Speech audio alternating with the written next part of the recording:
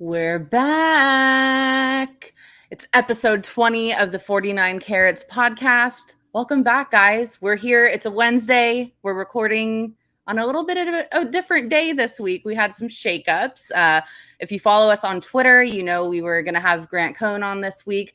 We're going to have him next week, so don't worry. He's going to be here, but tonight you get me and Steph. What's better than that? How you doing, Steph? Episode 20.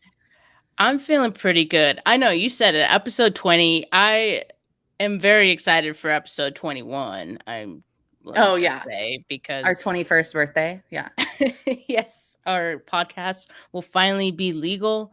And also we're celebrating a win today. That's always something to be excited about. So yeah, ready to talk about it.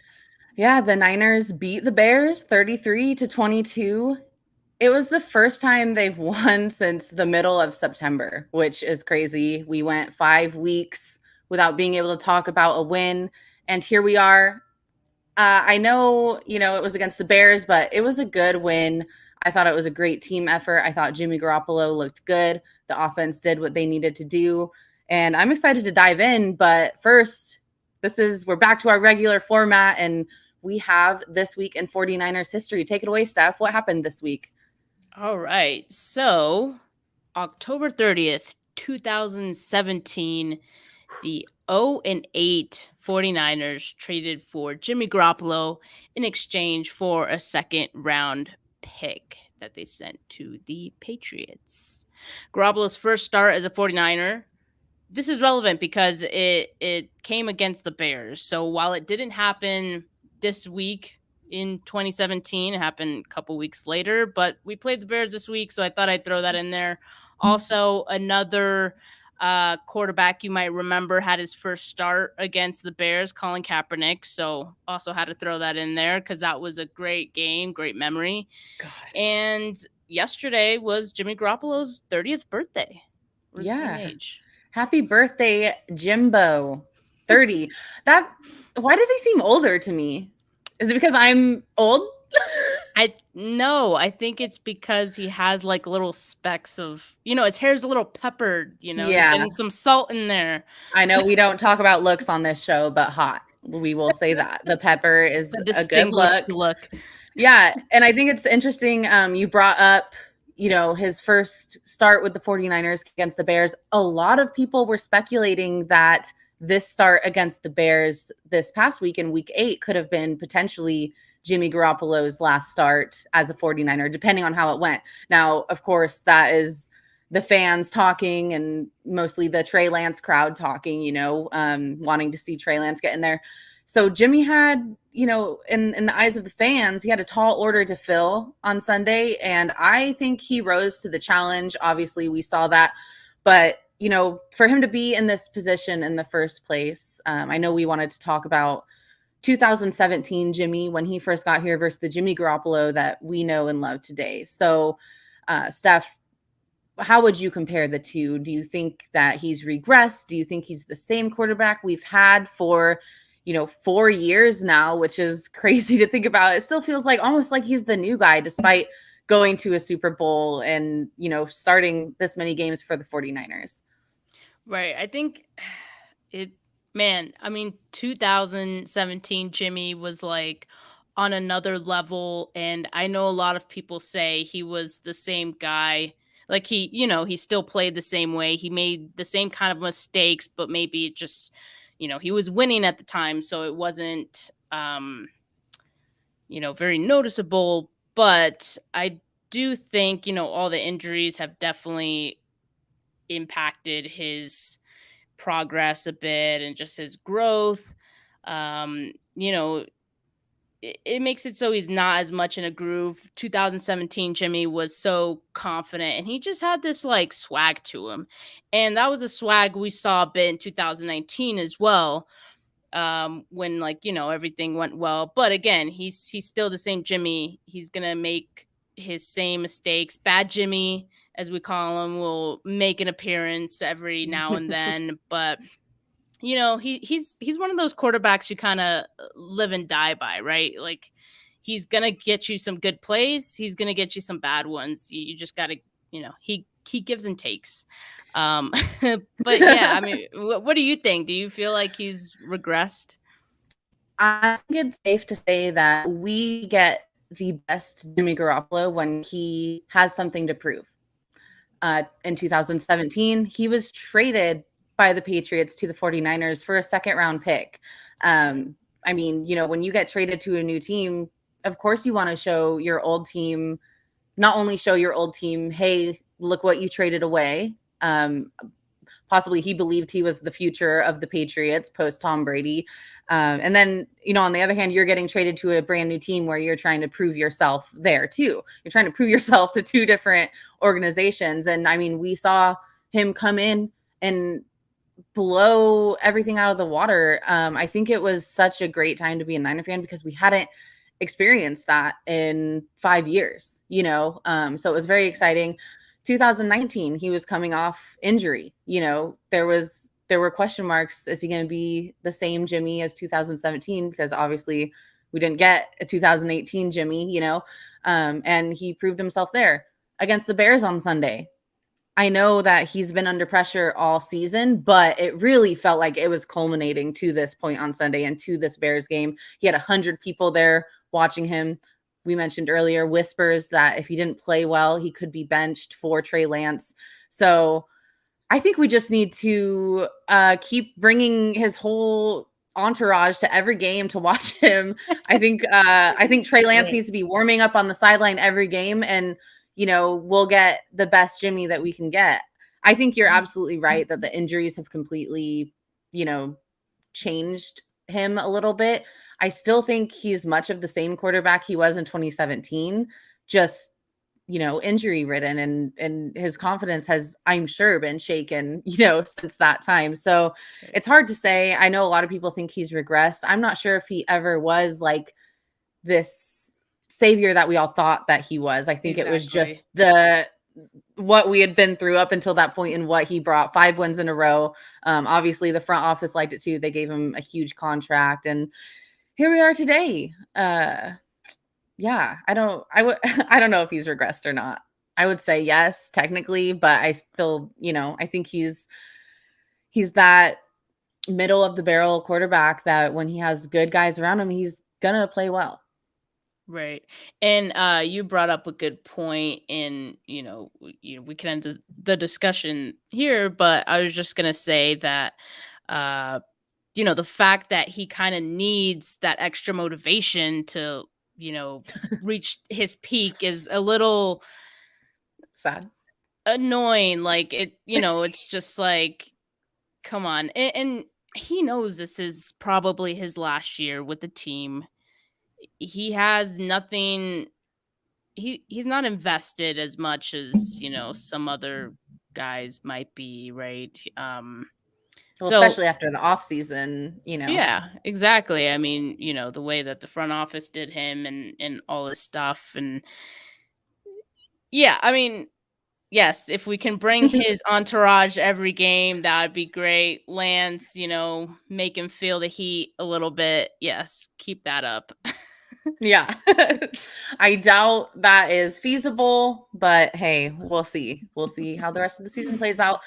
I don't think we're going to see Trey Lance for a while. I mean, Kyle Shanahan said it himself that Jimmy Garoppolo is going to be starting as long as they're in playoff contention. So let's hope every game goes like Sunday did. I mean, I know we're going to talk about the game later. We're going to talk about right now the news that came out before the game. This first one's a big blow, depending on how you look at it. Javon Kinlaw was placed on the IR. Right. He needs season-ending surgery on his knee. I mean, we knew this knee was an issue. I don't know if any of us saw the IR coming. I don't think any of us knew it was that serious. We knew it was a lingering issue, but yeah, that sucked to see. And I know we're going to get into that in a second. Dee Ford and Al-Shaair were out with concussions. Trent Williams was active. That was a much needed boost. He played a great game. Yeah, he played great. And Deommodore Lenoir was inactive so he could attend the birth of his first child. And I know a lot of people were pissed on Twitter about that, but I don't think they knew why he was inactive. Right. It's like, Just do your research, people. Yeah. Birth of your child, week 8 against the Bears. I don't know. So let's rewind back to the Kinlaw news. Is Kinlaw a bust? And there's so much that plays into it. You can look at any draft pick and be like, are they a bust? But this is a first round draft pick that the 49ers got in return for DeForest Buckner. This was essentially their replacement for DeForest Buckner. There's no other way to put it. So what are your thoughts on this stuff? I know a lot of people have opinions. I have been I don't want to say pro Kinlaw, but I've been very defensive of him because as soon as the 49ers made the trade or they traded away Buckner, it was like Kinlaw was always going to have a target on his back in a way by 49er Absolutely. fans, and I think I have always tried to deflect the questions of, is he a bust? Was he the right pick? Because in my head, he hadn't really been able to prove himself yet. Mm-hmm. And part of that is because yes, he's been injured. He's been in and out of the lineup a bit. I think I'm at that point where obviously this is very disappointing. The fact that he's going on IR, the knee is still an issue. I mean, I'm kind of at the point where I'm leaning towards yes. I don't want to call him a bust. He's a great player. I hate calling people a bust. Yeah, bust is really mean. It's terrible. Don't get me wrong. He's a great player. When he's in there, he's contributed. Even when he isn't 100%, he makes a difference on the defensive line. But just the fact that he's always hurt, he was not a great pick. In hindsight, is 2020, so I think we can say that now, right? Yeah, hindsight is 2021. Yeah, I completely agree. After last year, people were calling him a bust after last season, the 2020 season. And I mean, he didn't even have the full defensive line to complement him. So I think that's why a lot of people were so excited for this season, with the return of Dee Ford and Nick Bosa, for us to finally see what Javon Kinlaw looks like, as part of this line and what he can do. So I understand throwing the word bust around, but it's not Javon Kinlaw's fault that he was DeForest Buckner's replacement and that the 49ers drafted him when they knew he had a chronic knee issue. So in that regard, I really feel for him. But when you consider the fact that, how valuable first round draft picks are and what you need from first round draft picks, it's safe to say he's a bust. If he wasn't so high of a pick, I would give him a lot more leniency. Exactly. But with him being a first round pick, I mean, yeah, I would say he's a bust. People have been throwing around that word with Brandon Ayuk, which we're not there yet. But I think yeah, exactly. But with Javon Kinlaw, talent wise, no, I don't think so. But pick wise, yes. Yeah. So sad state of affairs. Yeah, sad state of affairs. But at the end of the day, it falls back on the front office. I just got a cat that jumped up on my lap. So if you see a tail, it's not me. Yeah. So, speedy recovery to Javon Kinlaw. We'll see what happens with that knee. I want to see him at full health. I want to see, his full potential, which I still don't think we've really seen yet. So, But Steph, there was some other big news yesterday at the trade deadline. What did the Niners do? Tell the people. Now, it's not the most earth-shattering trade. It's not Von Miller to the Rams, but the 49ers traded for Texans pass rusher Charles Omenihu in exchange for, I believe it was a 6th round 2023 pick. So not bad. I mean, that's a pretty cheap deal if you ask me. And from everything I've heard about him, he seems to be, a pretty decent player. He is more, he's going to be a depth piece on the 49ers, and that's okay. Like they need depth, as you've seen with all the injuries and things like that. And it seems like he's able to be successful in that kind of role. So I'm excited. You know, we might not see a whole lot of him, but he doesn't need to be on the field a whole lot to make a difference, I feel like. Yeah, and with the way this team gets injured, I mean, especially the defensive line, depth is never an issue. I know a lot of people were upset. You know, if you're going to trade for a defensive piece, why not help out the secondary? I think it's, you know, kind of killing two birds with one stone, because I think, you know, a good pass rush in turn helps your secondary. But like you said, he's going to be a depth piece. We'll see if he can work his way in there. That would be exciting. I know he led the Texans in pressures, so he does have some talent. And, you know, I wasn't expecting him to make any moves at all, to be quite honest. So it was cool to see them. Like, I know a lot of people are confused about it. It seems really random, but you know, this front office always makes great decisions, and I trust whatever they do. So let's get into the game. Let's just get into the game, you know? So we already talked about the 49ers won 33-22. The first half wasn't great. Am I right? Like, I was worried. It was not. Like, it was good, but it did not translate to points at all. Yeah. That's an issue, right? Right, because, you know, the whole thing with the offense this year has been slow starts, and I think we kind of saw that again. Granted, the slow start looked better than most of the slow starts have. It was just, you know, luckily the Bears also got off to a slow start. And not to talk about the Bears too much, but Justin Fields looked great. I think, personally. He had his best game against us. It had to be against the 49ers. I mean, come on. Well, yeah, I mean, if I were him, that's the team I would want to ball out against. I mean, you could totally tell during the draft that he was expecting to be picked by probably the 49ers. He wasn't expecting to go as late as he did. So you could tell he was playing with a chip on his shoulder. And that's what worried me, because right out the gate, I could tell he was there to play. And I thought that, you know, the 49ers were going to totally underestimate him, and he was just going to run all over them, which he did. He had like more than 3/4 of the Bears rushing yards. I don't know exactly how many he had, but I think the Bears total had like 170 something. So, and I know he had well over 100. So he ran all over them. It was really the first time, surprisingly, that a mobile quarterback has given the 49ers a lot of trouble this season, which is something that, you know, someone always says about the Niners, that they struggle with the mobile quarterback. But let's get back to the 49ers. What did you think about the slow start, the second half, Jimmy Garoppolo? What are your thoughts on the game? I mean, yeah, you said it. Like the first half, it was a slow start, but it also looked way better than all the other slow starts. So I was definitely encouraged by that. The second half, they just like came out swinging. I don't know what happened in that locker room at halftime, but like, you know, they just asserted themselves really in that second half. And in particular, the offense just really got out rolling.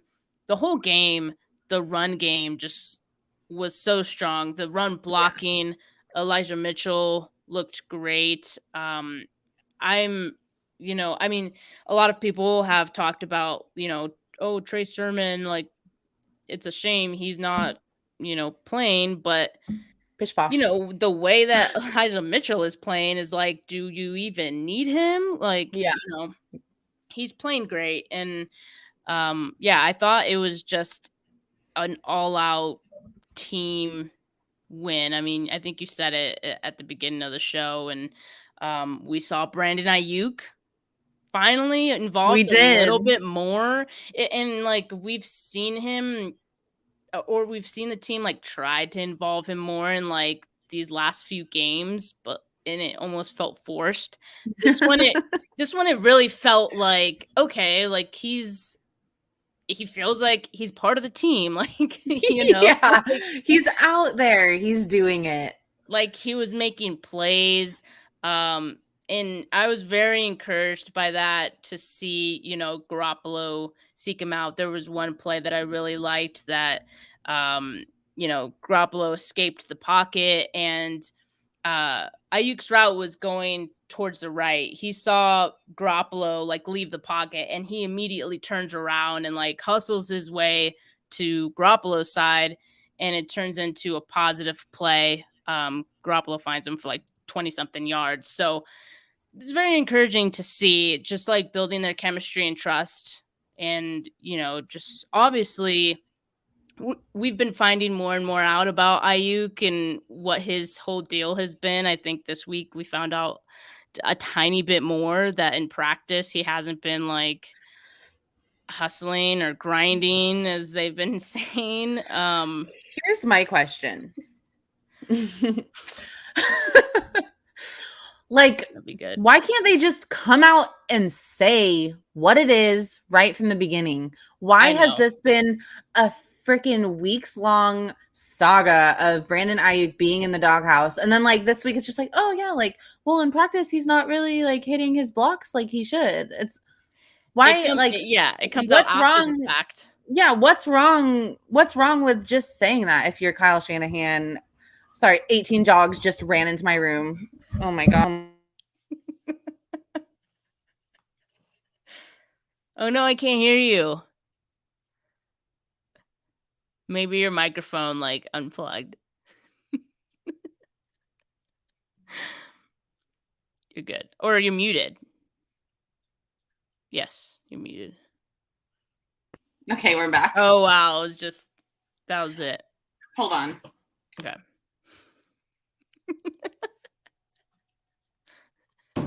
Okay. He's fine. Just cut that out of the audio episode when we posted it. Dude, 15 dogs just came running into my room. Where did 15 dogs come from? Okay, I only have 3, but the pug is crazy. Anyway, all right, I'm going to give you a clean slate to cut that out. Why can't we just say, as a GM or, as a head coach, I don't know why I brought John Lynch into this, but why can't Kyle just say, when people ask him a question, why can't he just say the truth? Right. Why does he have to let all this speculation and rumors float around? I know. It was very frustrating, and I've definitely thought about this too. And I think, because every time I'm frustrated with the team, I always try to ration their decisioning, or try to figure out where their head was at. And I think maybe he didn't want to call him out, Does saying that isn't saying that he still needs to learn how to be a pro, and saying that he's not where they want him, isn't that still kind of calling him out? Yeah, the pro comment was weird. That one. Yeah, this is what I'm saying. By him being vague, it makes it a bigger issue than it actually is. As with everything with this organization, from the quarterback situation down. It's it's kind of frustrating. And I kind of want to talk about this more when we get into our cap or no cap segment. But it's just I hate to say it, but maybe 40% of the time I don't believe what he's saying. I would say it's a good 60-40 ratio. And I don't know of any other head coach that's like that. Granted, I don't pay as much attention to all the other teams, obviously, but it's just weird, man. But it was good to see Brandon back in the action. Right. It definitely seems like he's out of the doghouse or wherever he was. It seems like he's turned a corner. So that's good to see always. And I mean, Debo. He continues to be so dominant, and he was named the NFC Player of the Week this week for good reason. He's going to have well over 1,000 yards this season, and that's something very excited to be about. By the way, did you know that the last NFC Player of the Week that the 49ers had was Anquan Bolden? At least I think that's what it was, or was it just? There's no way. Yeah, hold on. Let me fact check that really quick. I believe it. What year was that? Like 2015? I could tell you right now. Looking up on Google, aka Twitter. Yeah, the first offensive play. Okay, so it was NFC Offensive Player of the Week. Duh. Okay. The first Offensive Player of the Week award. He's the first 49ers wide receiver to win it since Anquan Bolden. Okay, wide receiver, that makes sense. Not offensive player. Okay. Right, because I'm sure I was dramatic. Yeah, and of course they've for sure had a defensive player of the week. Because they've dominated and probably in that running regard. back. They must have had running back since then. Yeah. We should do a whole episode about all the different players of the week. That'd be fun. That'd be fun. So Anquan Bolden, that was in 2013. 13. 2 years. God damn, man. Huh. It's been a long time that I've been struggling. By the way, do we like the new hat?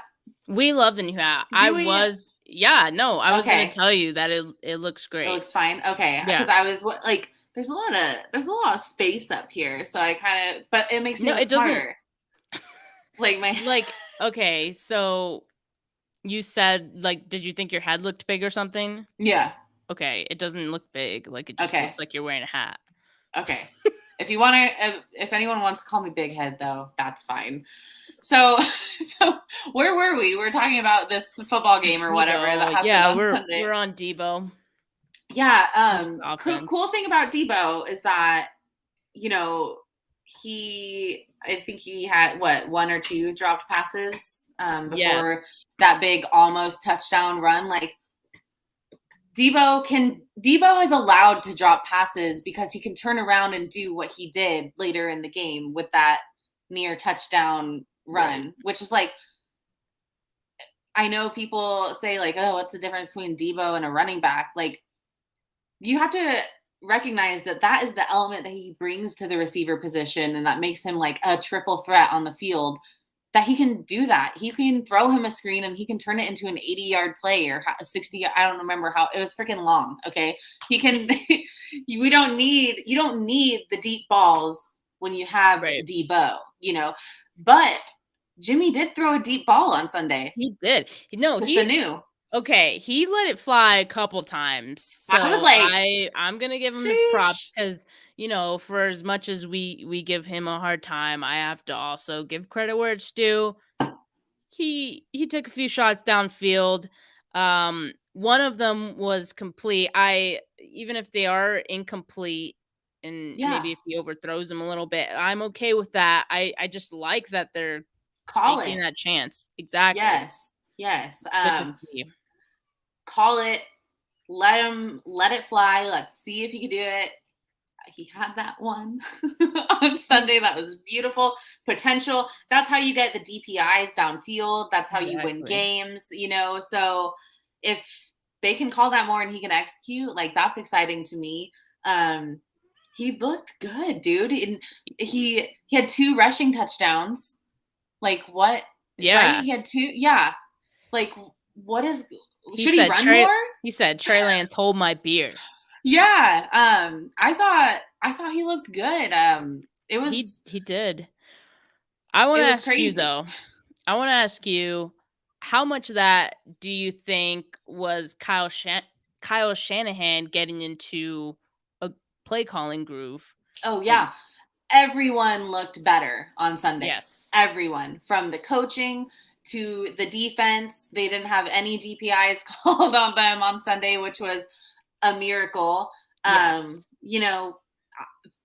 I don't know what they did. I don't know if it was because it was the Bears. I don't know if it was because of the humiliating loss that they suffered previously. But yeah, Kyle was in his bag. Yeah.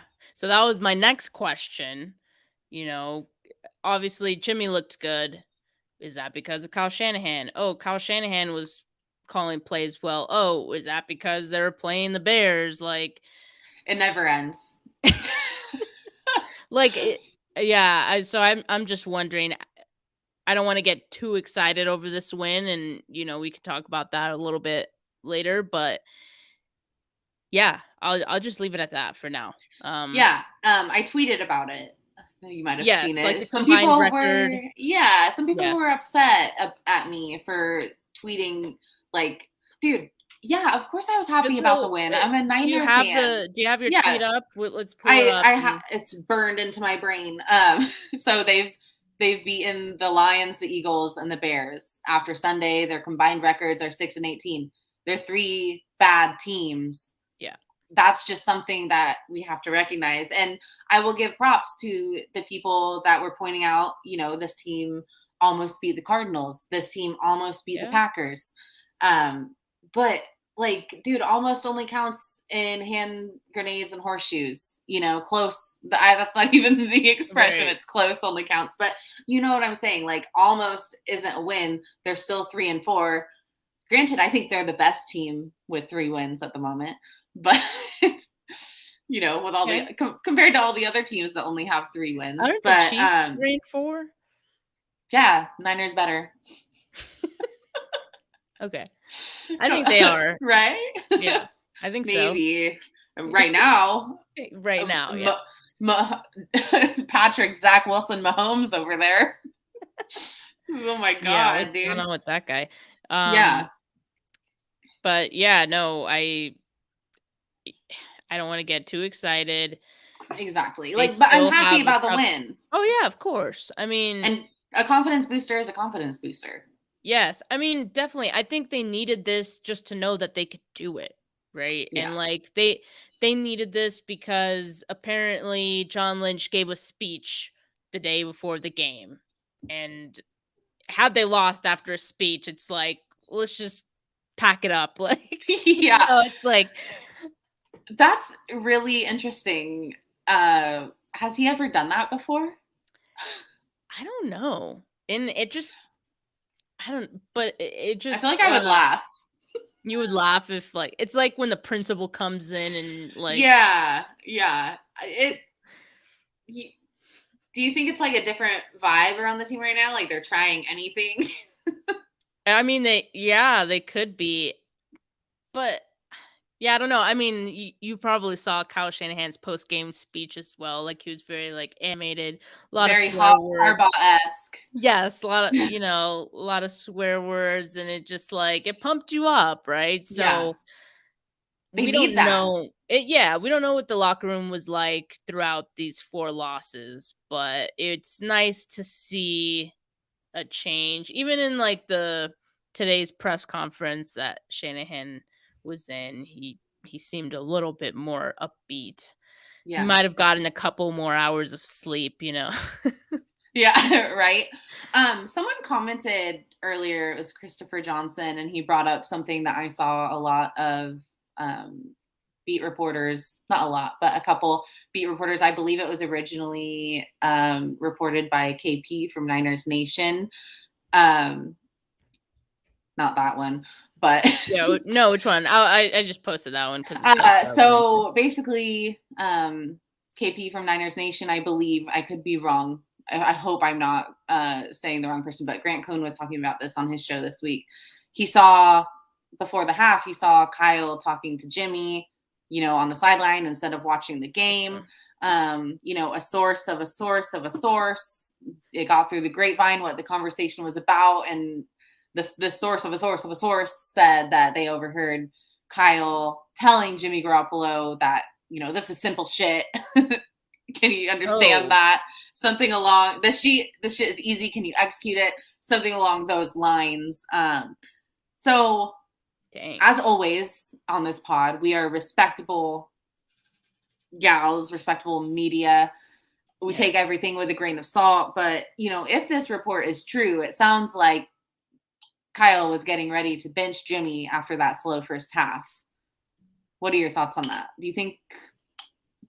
No, I hadn't even heard about this. So after this, I'm about to Google some shit and but it's just crazy. It just goes to show how close Jimmy actually was to getting benched. Despite what Shanahan said in the after last week's game, that he said that Shanahan wasn't truthful. Oh wow. Oh my God. Sorry. He's never lied to us. But like how he said, like Jimmy's not one bad game away from being benched. Apparently, he's just a game and a half. That was cap. Technicalities. Right, yeah. Semantics. But yeah, I thought that was really interesting. I thought it was an interesting report. Of course, it's hearsay. We don't know if that's true. Disclaimer, allegedly, throw allegedly in there 17 times for what we just talked about. But we got to bring it up. I mean, we love the drama. So if true, big if true. So big if true, for sure. And, that just goes back to, will we see Trey Lance? We don't know. If you ask the guy at the podium, the answer is no. But if you look at all the signs, it's a possibility. But Jimmy Garoppolo pulled it together second half. And now the Niners are half a game out of a wild card spot, not wild spot. What's a wild spot? Yeah, they're in a wild spot now. They are in a wild spot, wild card spot. Do you think this team can make the playoffs? Like, is this going to happen? Are they going to keep winning? Dude, okay, so our last episode wasn't too long ago. I was super critical of the team then because, like, I felt like if there was any time to, turn things around, it would have been in that last week's game after the bye. You had the time to address the DPIs. You had time to address the slow starts. What happened in that game? We saw the exact same thing. So to me, it was very disappointing that none of those things were addressed during the bye week. And then after the bye week, you're like, oh, we gotta fix this. Like, no shit. Like, yeah, what have you been doing? Yeah. So I was really disappointed. I'm still disappointed. I think that 1 week is going to come back to bite them, honestly, because they really put themselves in a hole. And can they get out of it? Yes, crazier things have happened. So absolutely it could happen, and they can start, stacking wins possibly against the Cardinals. I think there's an opportunity for them to win, as tough as, it's going to be. But the fact that they only lost by 7 points the first time they played a couple weeks ago, it gives me some hope that they might be able to pull this off, especially if, we'll talk about it more like in our preview a little later. But yeah, I mean, they got to string more wins. 1 win against the Bears isn't going to convince me that they're a playoff team. So yeah, Jimmy Garoppolo, if he plays like he did on Sunday from here on out, I think we could raise the bar a little higher even than Sunday with his play. Yeah. I think, and if everything comes together like it did on Sunday, I hate using Sunday because, like, again, I'm sorry if I'm a Debbie Downer, but it was against the Bears.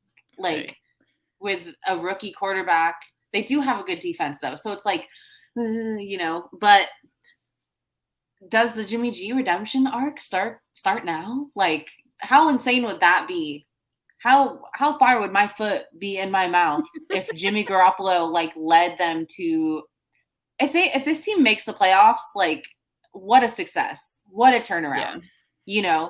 That if this team makes the playoffs as a wild card team, what a success. What a turnaround to me, because after the first 3 weeks, hell, even though they were 2-1, like I was like, yeah, I don't know if this team can stack up.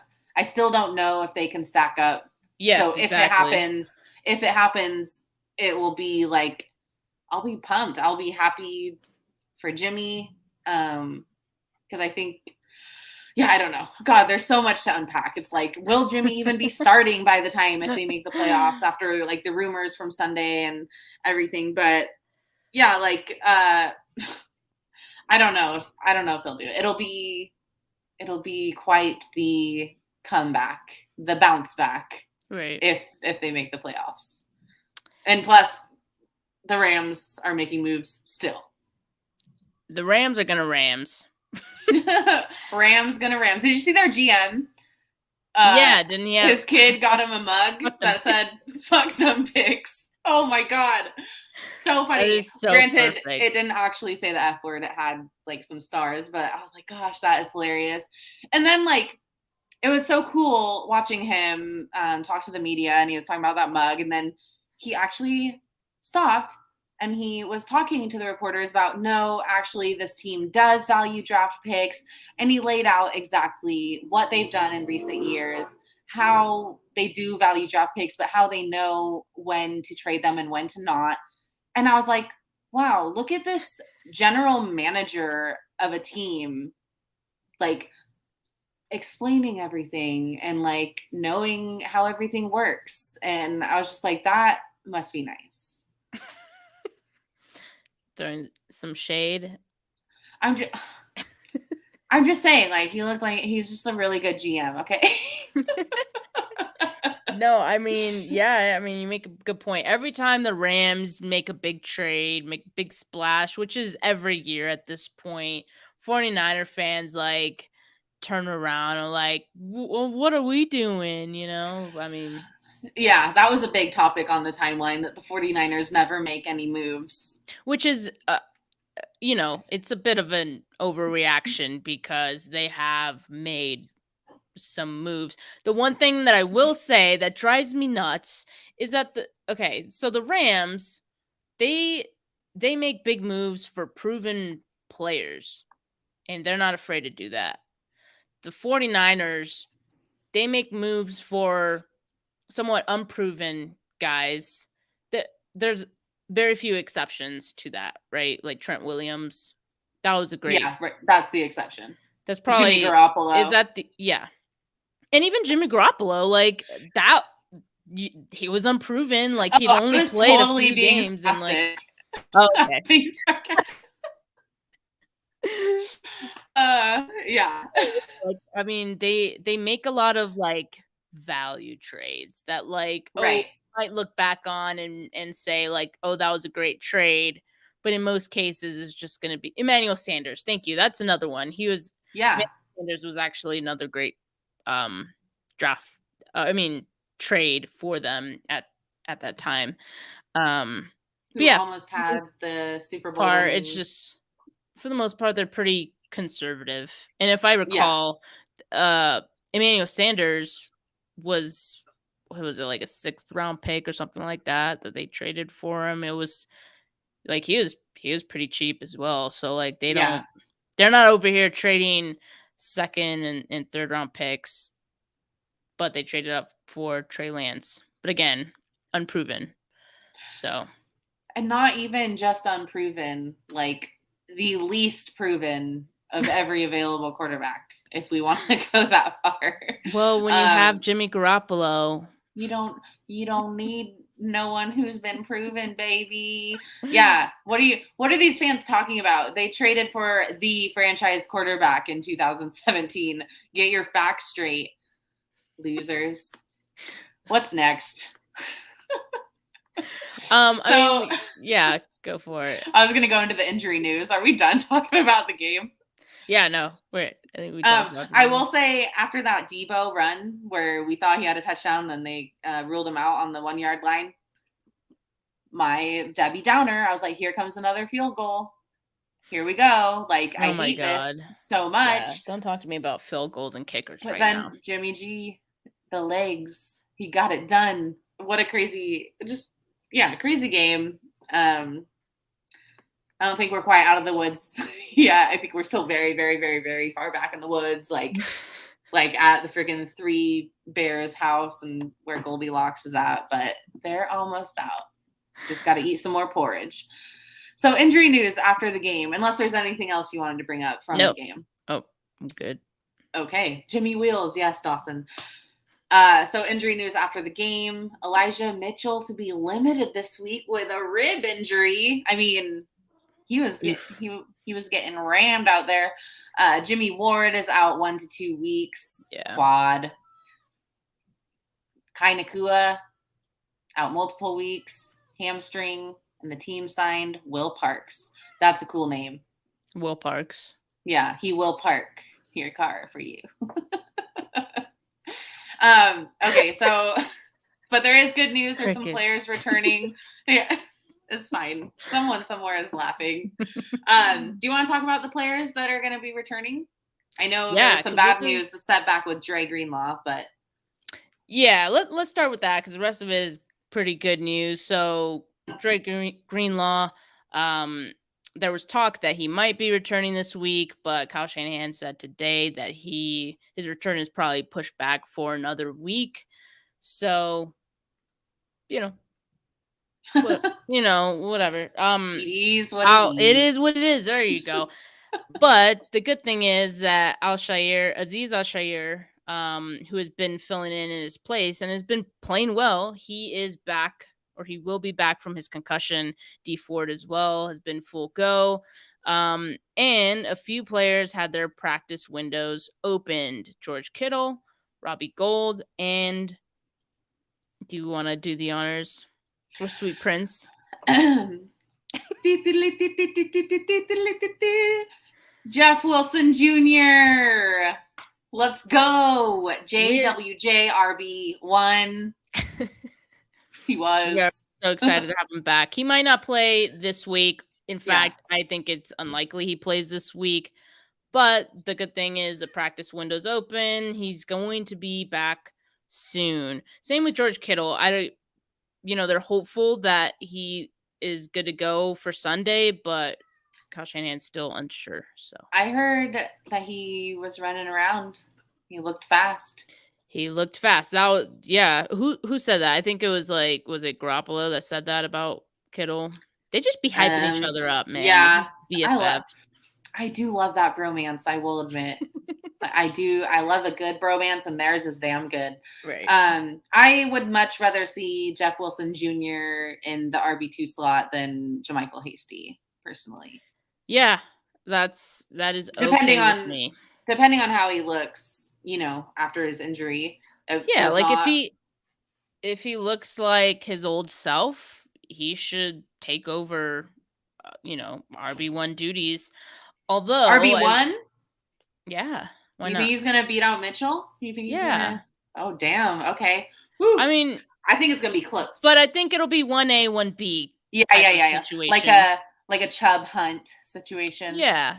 But I mean, because Jeff Wilson, people have been bringing up that Elijah Mitchell, as good as he is, his vision, he's still learning in that department. Like sometimes he'll make cuts into the defender, or just little things like that need to be cleaned up. But he's Eric Crocker did a really good breakdown of why that's not always the case. That I learned a little bit, so I was like, okay, it's not as bad, but I still do. You're correct. Like I think it's still definitely obviously a problem. We'll see how sharp JWJ looks, dude. Our Gucci King. I think it's gonna take him maybe a couple weeks to get back into the swing of things, but it's just it'll be good to see him back. Yeah, and then Kevin Givens' practice window was open last week. It's great news. So a lot of players returning for the 49ers, hopefully, for this matchup against the Cardinals on Sunday. And it's looking like the Cardinals are going to have quite a few players out, possibly. We don't know for sure yet, but. Well, I mean, last game, J.J. Watt was he was an absolute game wrecker. Yeah, he was. In that game. Yeah, he showed up. He absolutely just wrecked the entire game plan. I think that Kyle Shanahan wanted to run. But as of, I think, last week, he is out for the season, so they will not be seeing him. But on top of that, we heard that Kyler Murray, he suffered an ankle sprain in the last play of last Thursday night's game. So it's possible that he might be out. Even if he does play, he's not going to be 100%. Yeah. He's definitely... He'd be dumb to be scrambling around as much as he usually does, right? Right. So I don't know. I might want to see Kyler out there at 70, 80% than 100% Colt McCoy. I mean, 49ers legend. Yeah, exactly. And then of course DeAndre Hopkins, he has been battling injury for weeks. I know that because he's on my fantasy team and he's got that queue every single week. And every single week I'm waiting until 10 a.m. if they play it. Like, it's always a game time decision. So, if Hopkins is out, if Kyler's out, JJ Watt is out, if all three of them are out, that's huge. Even if Kyler and Hopkins are in, they're not 100%. But is it bad that, like, as a football fan, I'm a huge Kyler Murray fan, unfortunately. I think he's amazing at what he does, and I love watching him play. I don't want him to run all over the 49ers, and I don't want the 49ers to lose, but I'm kind of bummed that we might not get to see him on Sunday.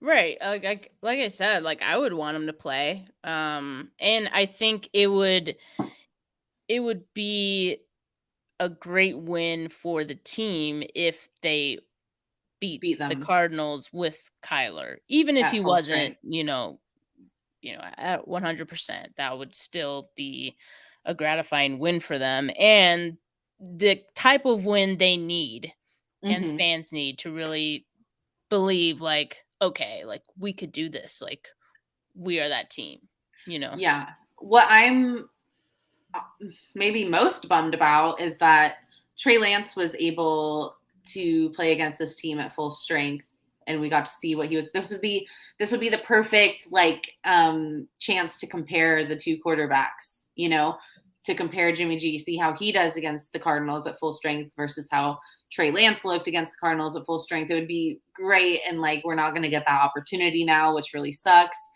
We're probably not going to get that opportunity, even if, everyone's in, they're not 100%. So I'm not going to judge it like that. But I thought it would be cool to see how both quarterbacks did against the Cardinals, because, Trey didn't look horrible against them. But regardless, we'll see how Jimmy looks. For the most part, their defense is pretty much the same, other than, that one dude, Watt. But I'm excited for the game. Should we get into cap or no cap? Let's do it. I'm excited for this one. Okay, so cap or no cap. The day before the trade deadline, Kyle Shanahan said that he would be surprised. He would be really surprised if the 49ers made a trade. Lo and behold, they did just that at the trade deadline. Well, a little before. So, cap or no cap? Would Kyle have been surprised? Did the head coach of the San Francisco 49ers, Kyle Shanahan, truly not know that they were going to be making a trade? And if he did know, why would he give such a nuanced answer? I don't know why that just reminded me of that one scene in Legally Blonde. She's doing the interrogation of the perm. But anyway, that's the best compliment anyone has ever given. Like, the musical, cadence and everything was, dude. Legally Blonde musical, 10 out of 10. You gotta see it. Okay. Anyway, I don't know. Like, yeah, would he say even if he knew? I don't think so. So I'm saying cap. Why does it matter? I mean, yeah. Why is he like this? Like, this is abuse. He's a liar. Let's just say that.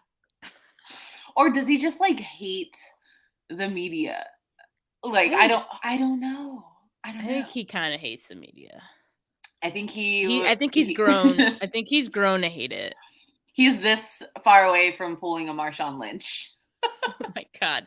But, like, come on. Like, he puts himself in, like, situations to be questioned, like, yeah, like, you say one thing and, like, you say it a certain way, and reporters are going to want to dig into that. They're going to want to know more. So, and maybe that's the underlying cause of it. Like, no matter what he says, it's going to get taken and twisted. So why not just freaking say whatever he wants, and, like, who cares if it's correct information? 60% of the time, Kyle's lies work all the time. I love that. That's good. That is good. Yeah, so I obviously think this is cap. I think that he knew that they were going to make some kind of trade. Thank God that he didn't let the other teams know who they were going for, because, man, blockbuster. What do you think, Steph? Are you asking if I think it's cap or no cap? Yeah. Or yeah, cap. It was cap. He had to have some like inkling, right? And if he didn't, like, that's a little concerning. Is John Lynch making moves without you, dude? Right. Like, is he not consulting you at all? Wait, because didn't we just kind of talk about this? Yeah. Dude, what if that's the case? Where's my tinfoil hat? They got bigger problems. No, I don't believe that's the case. Okay. This guy, man, he keeps me on my toes. I love him. I love him so much. Let's get into the Twitter tizzy. I'm excited to talk about this one. Was it even that much of a tizzy? Or did we just want to talk about this? Like, I think we just wanted to talk about it. I actually didn't see too many people like arguing this. I know that. So was it Grant? So Grant was the one that like said, what did he say? He's like, the 49ers still haven't found someone as good as, okay, and I'm like paraphrasing here, as good as Jim Harbaugh and Colin Kaepernick on their team. Okay, and that's where much like the gist of it. So the whole Twitter tizzy this week, I guess, stemmed from that, and the question is, who is better? I have to laugh. Who is better, peak Colin Kaepernick or peak Jimmy Garoppolo? I know that not a lot of people were arguing it this time around, but I know this has been an argument dating back to 2017 and 2019. I know I have seen people argue this. I have seen people say that Jimmy Garoppolo at his peak is better than Colin Kaepernick at his peak. I'm just going to say it. These people weren't watching the 49ers when Colin Kaepernick was at his peak. That's the only reasonable explanation I can come up with for why someone in their right mind would say that peak Jimmy Garoppolo is better than peak Colin Kaepernick. And that's not saying that peak Jimmy Garoppolo like sucks. Peak Colin Kaepernick was like otherworldly. He was the arm strength, the agility, the speed. People say that he couldn't, but he could read a defense. The leadership, like the height. Nothing compares. And I'm not just saying that because we're both from Turlock. No, I mean, I agree. I think my response to this on the timeline was like, are people actually arguing this? And like, yeah, you know, some people are like, yeah, they have. And then sure enough, 80 49ers actually tweeted that he thinks friend of the pod.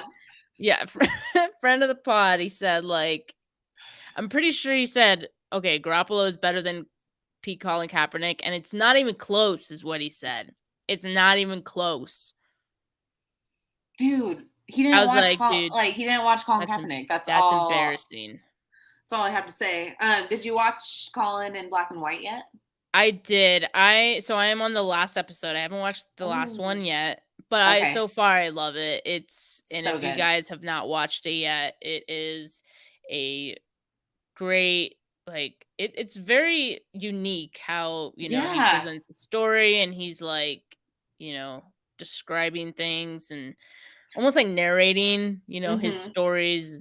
And he is so like animated, like he's very good at being on a freaking TV show, which I don't think I saw coming. One of, you know, my criticisms of Colin Kaepernick since he began kneeling is that, you know, when you look at all these leaders of social justice issues, Martin Luther King Jr., Malcolm X, like they were so vocal. They were out there and they were spreading the message to people. And I know that Colin did that while he was still in the NFL, and he was giving post-game interviews at his locker, like preaching about, you know, injustices against people of color. But, you know, after that, we didn't really hear from him. And this is the first time that we've actually been able to hear from him. And it really is Colin in black and white. It's Colin's life in his own words.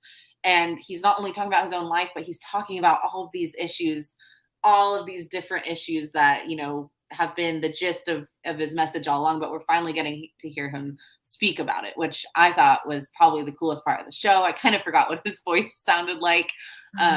So it's really cool. And people in Turlock are having a field day with it. I hope in a good way. I know that Turlock has been, oh no. No, I don't want to paint the whole town as one way. And I think that's what the show does, which is one qualm that I do have with the show. It's not just white people and a small population of Black people in Turlock where Colin Kaepernick grew up. It's white people, majority, yes. Huge Assyrian community, huge Latino community here in Turlock, huge Portuguese community, huge Indian community, not a huge Black community, which, of course, as a Black child growing up here, that would be a struggle. But, we're not just like this cookie cutter white town, but no, half the people that have an opinion on it haven't really watched it yet, because the only bad thing that's said about Turlock really is that one kid that's like, oh, is that where they have all the Confederate flags and country music? Do you remember that part? Yeah. Like that's the worst thing that they said about Turlock and the whole thing. And I thought it was really just going to be this show that just bagged on Turlock, and it's not that at all. It's a great show. Yeah, it was very, and we're not going to say much else because some of our viewers and listeners have not watched it yet, but we'll just say no one dies or anything. we'll just say this, like, yeah, do yourself a favor and watch. It's very informational and eye-opening, and yes, it's definitely a great little series. Yeah. So the consensus is Pete Cap is better than Pete Garoppolo. Yeah, dude, I would defend like Colin Kaepernick, forever. Five ever. Dude, I love that guy. Yeah. Nothing. We talked about him at the beginning of the episode, that his first game against the Bears, where everyone was just kind of like, yeah, I was at that game, man. No way. Yeah. That's awesome. It was crazy. What a memory. Great. Yeah. Shout out Cap. Shout out everything you gave us as Niner fans. Jimmy has given us a lot too. So that wasn't a bag on Pete Garoppolo at all. We like Pete Garoppolo. We just love Pete Cap. Yeah. All right. Well, guys, we've been chatting with you for an hour. This was a fun episode, but next week's gonna be remind everyone about our guest. Yeah, so next Monday at 7 p.m. we have Grant Cohn on the show of All 49ers SI. That's the 49ers branch of Sports Illustrated. He's the publisher for that site, and I mean, he's just a bucket of fun. You all know who he is. Yeah, so we're excited to have someone, that we can basically talk to about anything on the show. And it's also our 21st episode, so we're gonna get crunk for that, because it's our 21st birthday. So okay. Gonna get crunk. So tune in next Monday at 7 p.m. And remember to subscribe to us on YouTube, youtube.com/Stragasaurus. And then follow us at 49K Pod on Twitter. And this episode will be up on all streaming platforms, wherever you get your podcasts. So until next week, we'll see ya. Peace. Peace.